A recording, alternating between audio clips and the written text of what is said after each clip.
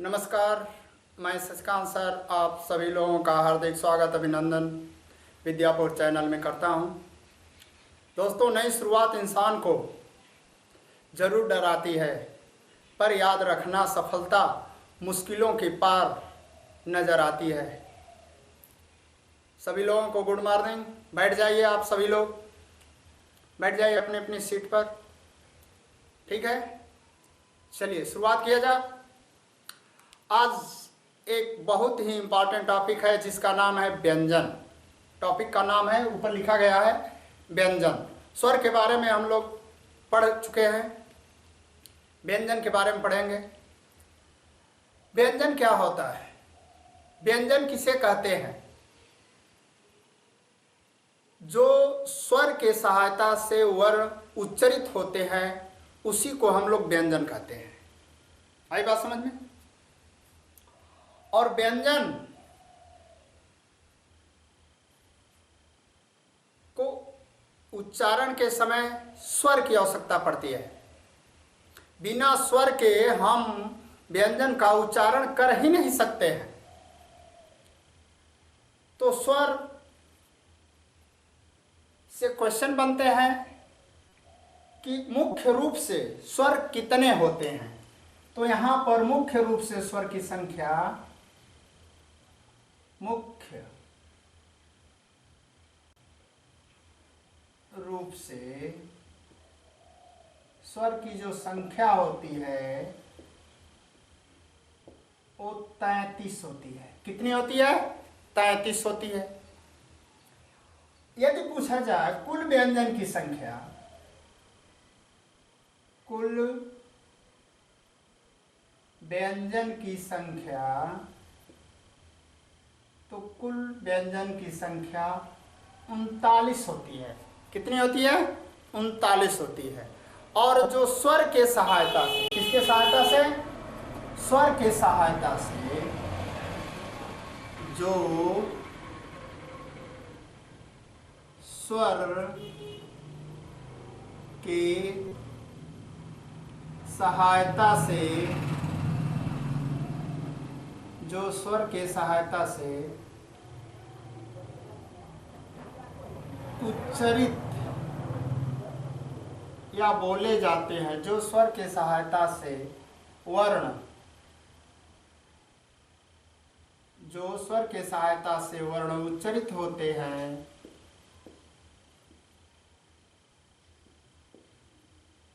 उसे हम क्या कहते हैं?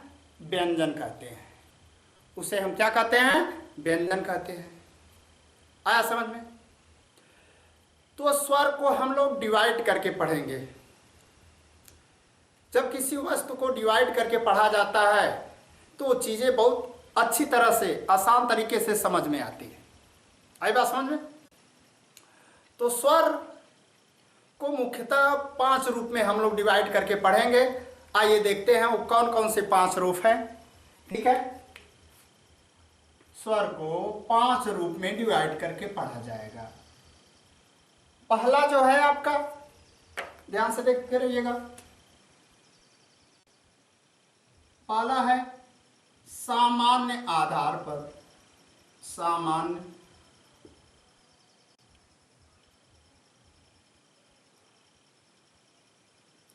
सामान्य आधार पर, सामान्य आधार पर। दूसरा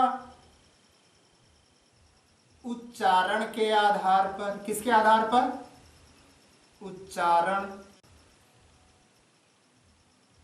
उच्चारण के आधार पर, उच्चारण के आधार पर हो गया।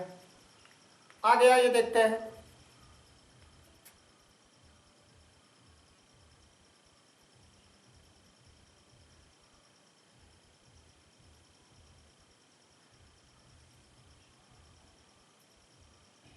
उच्चारण के आधार पर हो गया।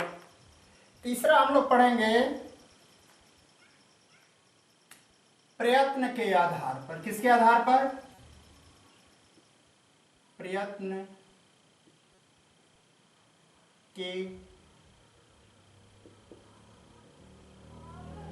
आधार पर। इसके बाद पढ़ेंगे घोष के आधार पर। किसके आधार पर? घोष के आधार पर। किसके आधार पर?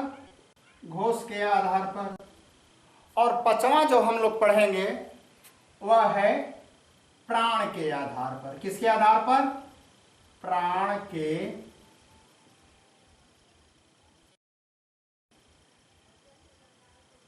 आधार। किसके आधार पर? प्राण के आधार पर। तो 5 तरह से हम लोग व्यंजन को श्रेणियों में डिवाइड करके, बांट करके, विभाजित करके हम लोग पढ़ते हैं। पहला सामान्य आधार पर, उच्चारण के आधार पर, प्रयत्न के आधार पर और घोष के आधार पर, और अगला है वह हमारा प्राण के आधार पर।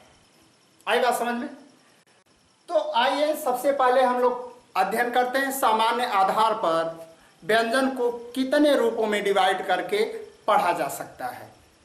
ठीक है, तो सामान्य आधार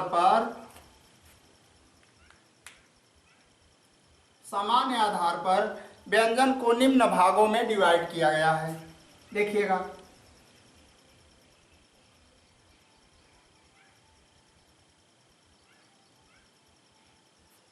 पहला वर्गीय व्यंजन। पहला क्या है आपका? वर्गीय व्यंजन है।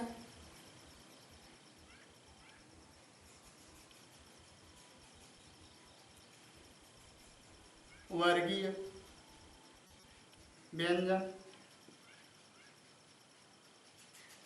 दूसरा है आपका अंतस्थ व्यंजन। कौन सा व्यंजन?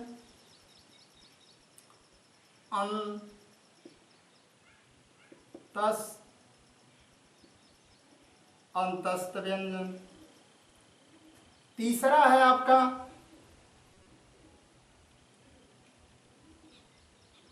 ऊष्म व्यंजन।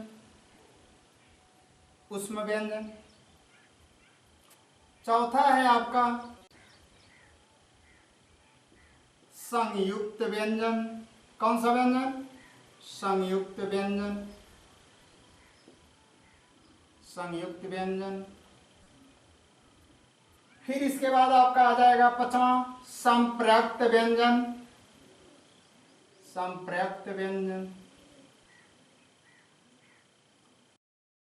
संप्रयुक्त हो गया। और अगला है आपका द्वित्व या युग्मक व्यंजन। कौन सा व्यंजन? युग्मक व्यंजन। सामान्य आधार पर, जनरल आधार पर हम इसको निम्न भागों में डिवाइड करके पढ़ते हैं। आइए आगे देखते हैं वर्गीय व्यंजन किसे कहते हैं। देखिएगा, जो व्यंजन हम लोग पढ़ते हैं क से ज्ञान तक, जैसे छोटे बच्चों को पढ़ाया जाता है क से लेकर ज्ञान तक, तो उसमें 5 जो होते हैं, जैसे क से अंगा तक, ठीक है, च से इया तक, ट से ड़ तक, त से न तक और प से म तक, इनको वर्गीय व्यंजन कहते हैं। और पहले अक्षर के नाम से इनका नामांकन किया गया है। जैसे आप लोग देखिएगा, पहला जो है आपका क वर्ग। क्या है दोस्तों? क वर्ग। क्या है? क वर्ग। क वर्ग में कौन कौन से अक्षर आते हैं? क से लेकर के क, ख, ग, घ, अंग। फिर इसके बाद अगला है आपका च वर्ग। क्या है? च वर्ग। ध्यान से देखते जाइएगा, जो पढ़े हैं वो रिवीजन कर लेंगे अपना। च से कहाँ तक हो जाएगा? छ, ज, झ, य।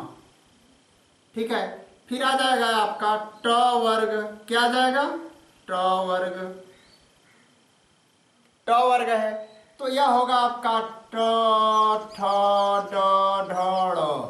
क्या आ जाएगा? ड़। फिर इसके बाद आपका आ जाएगा त वर्ग। क्या आ जाएगा? त वर्ग। त वर्ग में कौन कौन से अक्षर आते हैं? त, थ, द, ध, न आ जाएगा आपका। फिर लास्ट वर्ग जो है वह प वर्ग है। प वर्ग जो होता है वह प से लेकर कहाँ तक होता है? म तक होता है। तो इनको वर्गीय व्यंजन भी कहते हैं या स्पर्शी व्यंजन भी कहते हैं। आगे हम लोग अध्ययन करेंगे कि स्पर्शी व्यंजन क्या होता है। ठीक है, चलिएगा आगे जाते हैं। अंतस्थ व्यंजन किसको कहते हैं, ऐसे समझा जाए तो वर्गीय व्यंजनों की जो संख्या हो गई, अगर पूछा जाए आपसे परीक्षा में कि वर्गीय व्यंजन की संख्या कितनी होती है, वर्गीय व्यंजन में वर्णों की संख्या कितनी होती है, तो आप बताएंगे वर्गीय व्यंजन में वर्णों की संख्या जो होती है 5, 10, 15, 20, 25। कितनी होती है? 25 होती है। कितनी होती है? 25 होती है वर्गीय व्यंजनों की संख्या। ठीक है, आगे आइए देखते हैं। अंतस्थ व्यंजन किसे कहते हैं? अंत मीन्स होता है अंदर से। कहां से? अंदर से। अंदर से वर्णों को उच्चारित करते समय ऐसा लगे कि ये वर्ण अंदर से निकाले जा रहे हैं। जैसे कुआं है तो कुएं से पानी निकालने के लिए हमको कुएं के अंदर में बाल्टी डालनी पड़ेगी और बाल्टी से उसको खींच कर निकालना पड़ता है। उसी तरह गले के अंदर से जो है इन वर्णों को निकाला जाता है, प्रयास किया जाता है, ऐसा आप लोग समझ लीजिएगा। अंतस्थ वर्ण में 4 वर्ण आते हैं जो आपके हैं, ध्यान से देखिएगा। अंतस्थ वर्ण में आपके हैं य, र, ल और व। कौन कौन से हैं? य, र, ल और व। ये 4, इनकी संख्या कितनी होती है? 4 होती है। नोट करते जाइएगा अपने अपनी किताब में सभी लोग। ठीक है ना, समझ में आ रहा? चलिए ठीक है आगे। उष्म व्यंजन। उष्म व्यंजन उसे कहते हैं उच्चारण करते समय इन वर्णों से उष्मा निकलती है, गर्मी निकलती है। क्या निकलती है? गर्मी निकलती है। जैसे आप अपने हथेली को मुख के सामने रखकर बोलेंगे क, तो उसमें से कम गर्मी निकलेगी। यदि बोलेंगे स, स और ह, तो इन वर्णों में ज्यादा उष्मा निकलती है, गर्मी निकलती है। तो ऐसे वर्णों को क्या बोला गया है? उष्म व्यंजन। कौन सा व्यंजन? उष्म व्यंजन। तो इनकी संख्या भी 4 होती है। देख लीजिएगा ये कौन कौन से हैं उष्म व्यंजन। उष्म व्यंजन आपके हो जाएंगे उष्म व्यंजन स,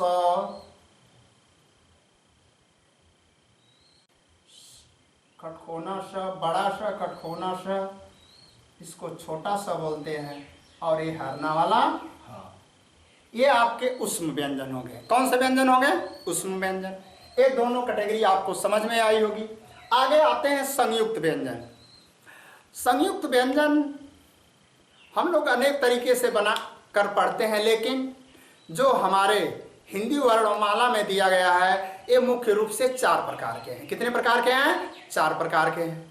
तो देखते हैं कौन कौन से संयुक्त व्यंजन है। संयुक्त व्यंजन उस व्यंजन को कहते हैं जो 2 व्यंजनों के मिलने से बनता है। जो 2 व्यंजनों के मिलने से बनता है उसे हम क्या कहते हैं? संयुक्त व्यंजन कहते हैं। जैसे देखिएगा क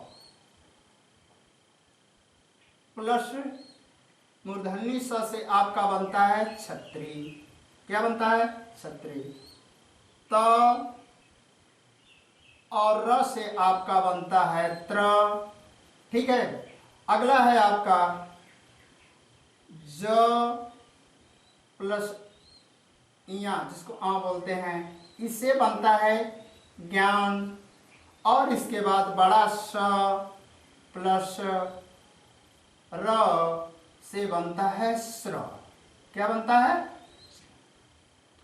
तो संयुक्त व्यंजन की भी संख्या कितनी हो गई? 4 हो गई दोस्तों। कितनी हो गई? 4। कितनी हो गई?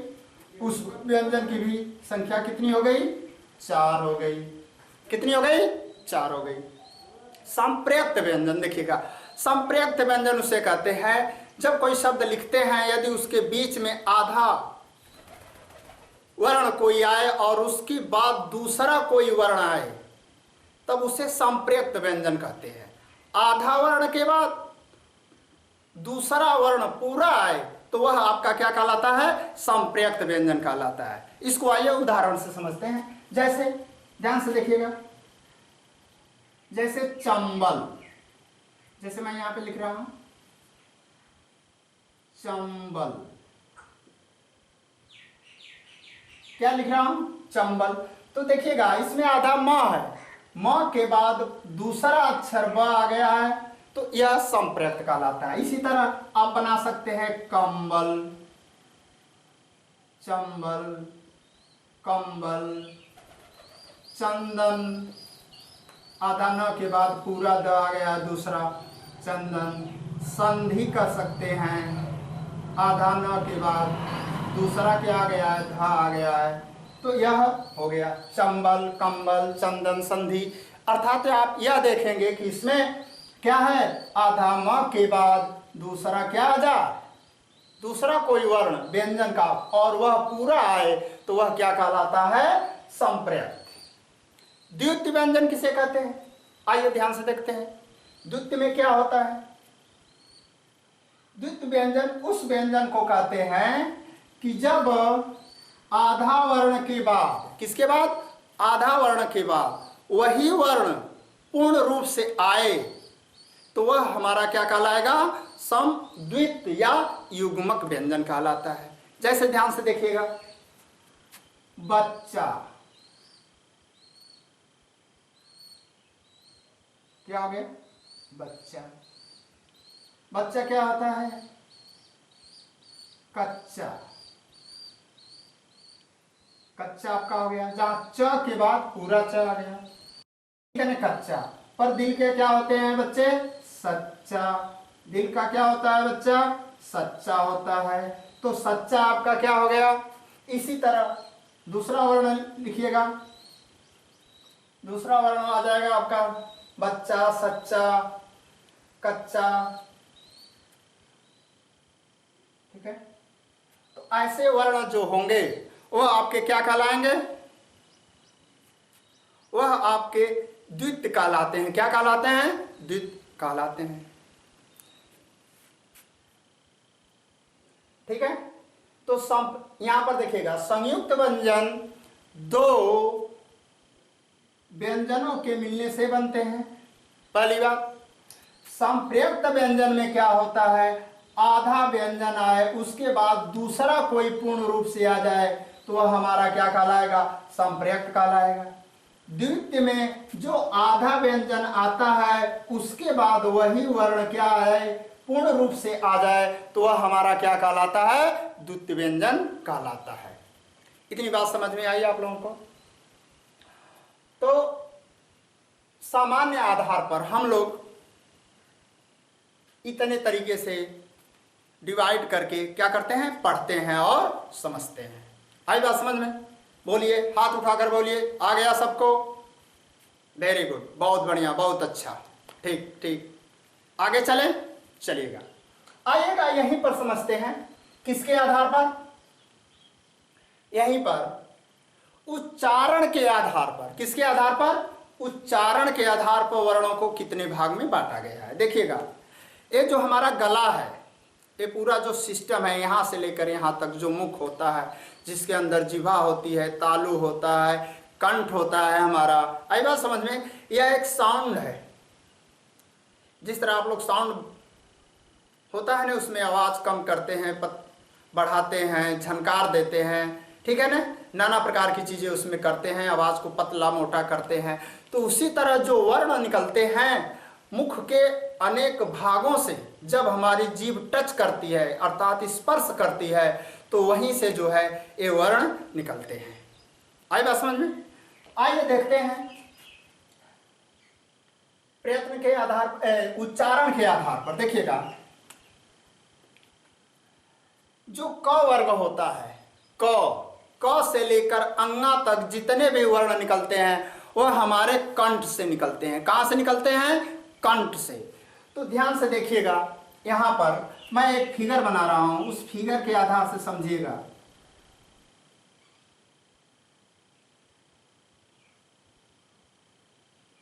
ये मान लीजिए मुख गुहा है, तो यहाँ पर हमारा क्या है, कंठ है। कंठ के बाद ये आपका क्या है, तालु है। तालु के बाद ये ऊपर वाला भाग आपका क्या कहलाएगा, मूर्धा कहलाएगा। मूर्धा के बाद आगे वाला भाग जो है वो दंत होगा। क्या होगा, दंत होगा। और दांत के आगे क्या होगा, ओठ होगा। क्या होगा, ओष्ठ, जिसको ओष्ठ बोलते हैं।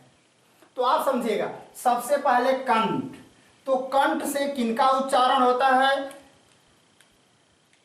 यहां पर देखते हैं किसके आधार पर, उच्चारण के आधार पर। तो जो क वर्ग हैं, ये क वर्ग बोले जाते हैं कंठ से। किससे बोले जाते हैं, तो यहां पर हम लोग लिख देंगे कंठ। ठीक है।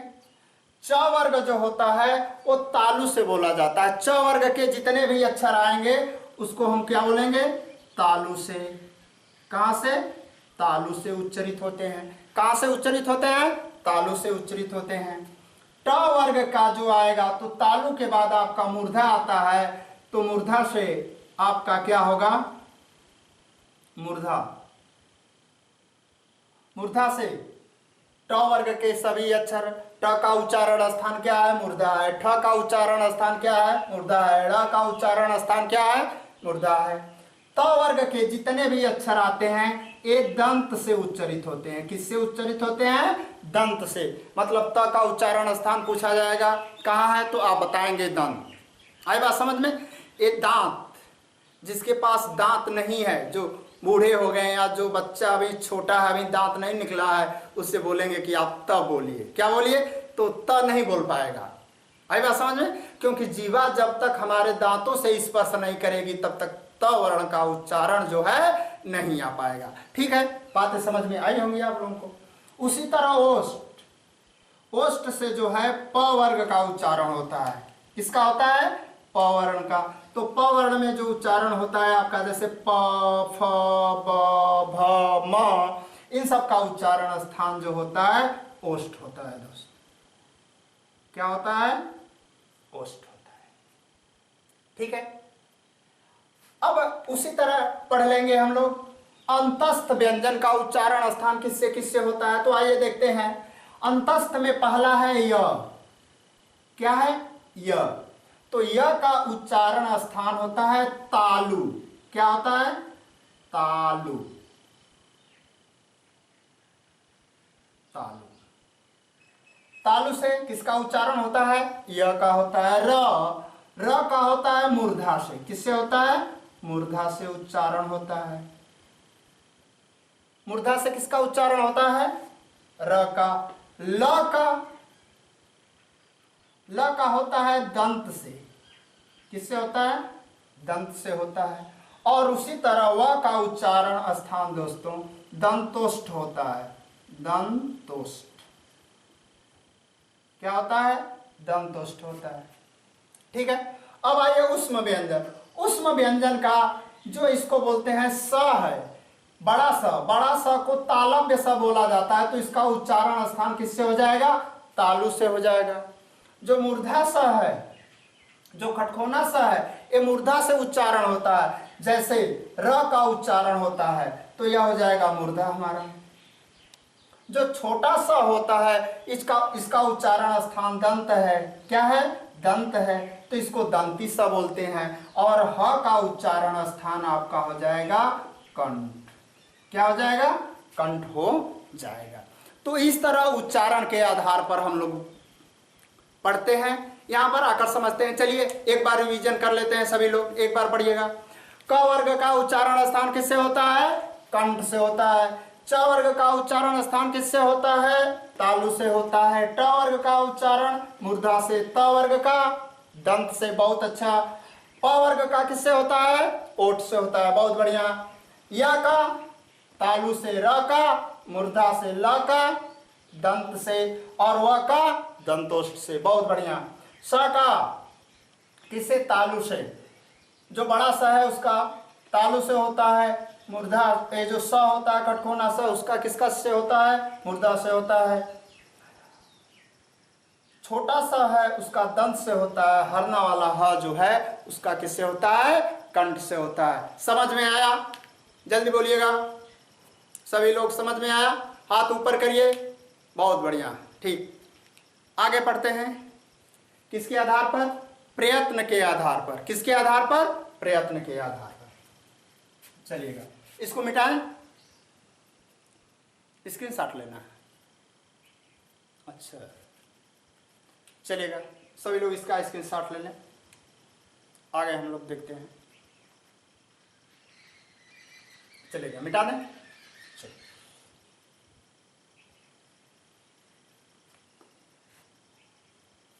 इसके बाद हम लोग पढ़ेंगे प्रयत्न के आधार पर। किसके आधार पर? प्रयत्न के आधार पर। ठीक है,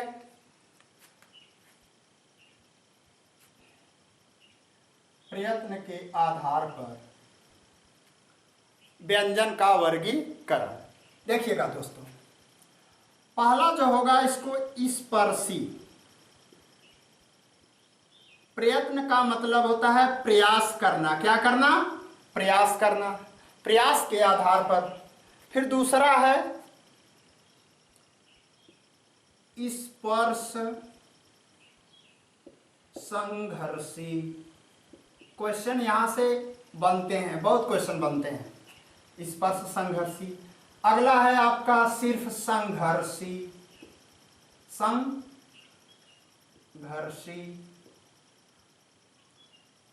फिर इसके बाद है पंचमा अक्षर, जिसको अनुनासिक बोलते हैं। क्या है?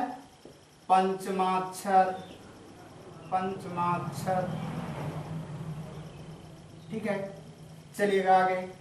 फिर अगला जो है हम लोग पढ़ते हैं प्रयत्न के आधार पर, जिसको बोलते हैं प्रकंपित। प्रकंपित, या इसी को बोलते हैं लुंठित। क्या बोलते हैं? आइए पहले इतना हम लोग इसके बारे में चर्चा करते हैं, फिर आगे हम लोग पढ़ते हैं। प्रयत्न के आधार पर, जैसे कोई कार्य हम लोग साधारण ढंग से करते हैं, यदि नहीं हो पाता तो सब लोग कहते हैं थोड़ा प्रयास करिए, और प्रयास करिए, और समय दीजिए, और मेहनत करिए, कार्य आपका सफल होगा। तो उसी तरह वर्णों को बोलने के लिए हम और प्रयास करके कितने तरीके से उसको हम लिख सकते हैं, पढ़ सकते हैं, वही है। तो पहला है आपका स्पर्शी व्यंजन। स्पर्शी व्यंजन में आपका जो आएगा, पहला है क से लेकर क ख ग घ अंगा तक। इसमें च छ ज झ या नहीं आता है, ठीक है ना। अब आपका आ जाएगा ट ठ ड ढ आड़ा, त थ द ध न। आपका आ जाएगा प फ ब भ म। क्या आ जाएगा? प फ ब भ म। तो पूछा जाएगा कि स्पर्शी व्यंजनों की संख्या कितनी होती है? बताइए आप लोग, स्पर्शी व्यंजनों की संख्या कितनी होती है प्रयत्न के आधार पर? किसके आधार पर? प्रयत्न के आधार पर। तो आप बताएंगे इनकी प्रयत्न के आधार पर इनकी संख्या कितनी होती है? 20 होती है। जो शेष बचा है इसमें का च छ ज, वह आ जाएगा स्पर्श संघर्षी में च छ ज झ, ठीक है ना। यह न आता है, यह नहीं आता है। तो स्पर्शीय संघर्षी मतलब ऐसे वर्ण जिस पर प्रयास करने के बाद वह संघर्ष भी करता है, निकलते समय रगड़ करता है मुख से, और जिह्वा जो है टच भी करती है, स्पर्श भी करती है, और संघर्ष भी करती है। ऐसे वर्णों को क्या बोला गया है? स्पर्श संघर्षी। क्या कहा गया? स्पर्श। इनकी संख्या कितनी होती है? 4 होती है। कितनी होती है? 4। चलिएगा आगे। अब देखिएगा सिर्फ संघर्षी व्यंजन किसको बोलते हैं? तो अभी आपने पढ़ा है कि उसमें व्यंजनों की संख्या कितनी होती है? 4 होती है। उन्हीं को हम लोग प्रयत्न के आधार पर संघर्षी के रूप में पढ़ते हैं। तो यह हो गया हमारा तालव्य श, फिर इसके बाद मूर्धा श, फिर दंती श और हरना वाला ह। यह संघर्षी व्यंजन के रूप में हम लोग पढ़ते हैं। पंचमा अक्षर, हर वर्ग का अंतिम अर्थात पांचवा अक्षर क्या कहलाता है? पंचमा अक्षर कहलाता है, या इसी को हम लोग बोलते हैं अनुनासिक। अनुनासिक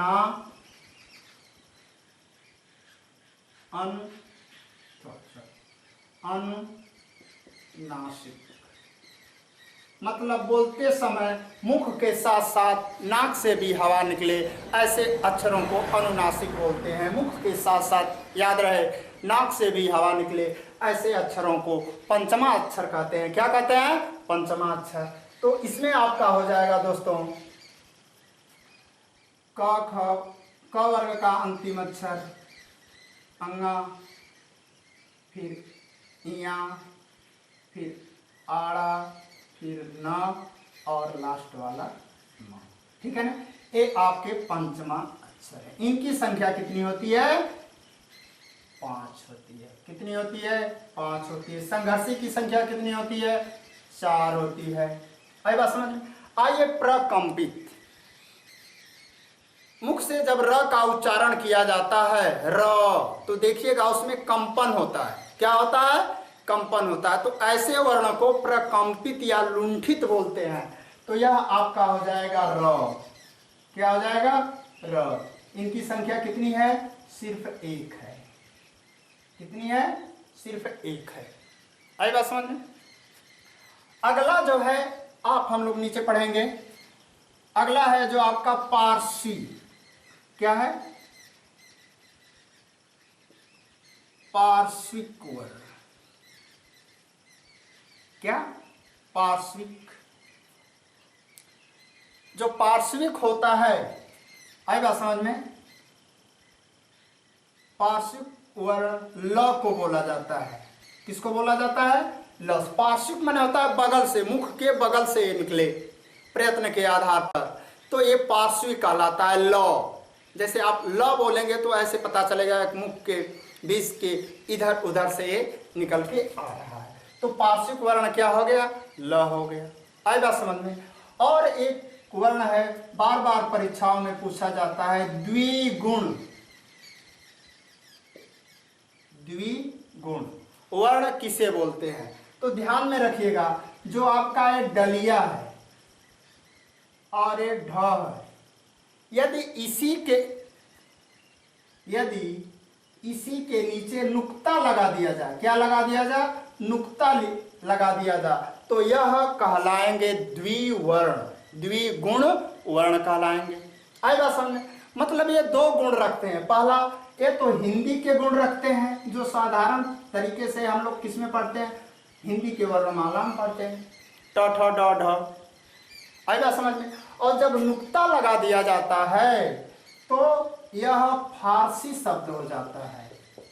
कौन शब्द हो जाता है? जब फारसी शब्द हो जाता है तो इसका उच्चारण करते समय हमको नाक से आवाज निकालनी पड़ती है। आई बात समझ में? तो इनको द्विगुण वर्ण कहते हैं। आई बात समझ में? तो प्रयत्न के आधार पर दोस्तों स्पर्श व्यंजन, आई बात समझ में? स्पर्श व्यंजन की संख्या कितनी होती है? 20 होती है। सॉरी, स्पर्श संघर्षी की संख्या 4 हो गई। संघर्षी की संख्या कितनी हो गई? 4 हो गई। और पंचमा अक्षर की संख्या 5। प्रकंपित 1, पार्श्विक 1 और द्विगुण कितने वर्ण होते हैं? 2 वर्ण होते हैं। ठीक है, चलेगा। वीडियो बहुत लंबी हो जाएगी और जो 2 बचा है उसको हम नेक्स्ट वीडियो में लेकर आएंगे। आई बात समझ में? सबको समझ में आया? हाथ ऊपर करिए सभी लोग। बहुत बढ़िया, बहुत बढ़िया। ठीक, चलिए।